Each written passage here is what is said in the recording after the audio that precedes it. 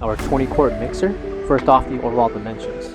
From left to right, we have a length of 16 inches. 16 inches applies between the left and right legs with a height of 30 inches tall. Coming to the top will be the area to attach your meat grinder.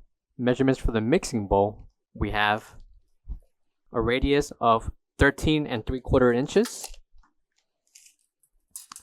with an interior height of 12 inches. Attachments included will be the whip, along with the beater and hook. Coming to the left and right side of the mixer are hooks that can be loosened and locked, holding the mixing bowl. Coming to the top will be the cover. On the right side will be a lever for your speed, and right next to it is the on button along with the emergency or off switch. And right next to it is the ETL certification and sticker with more information on this mixer.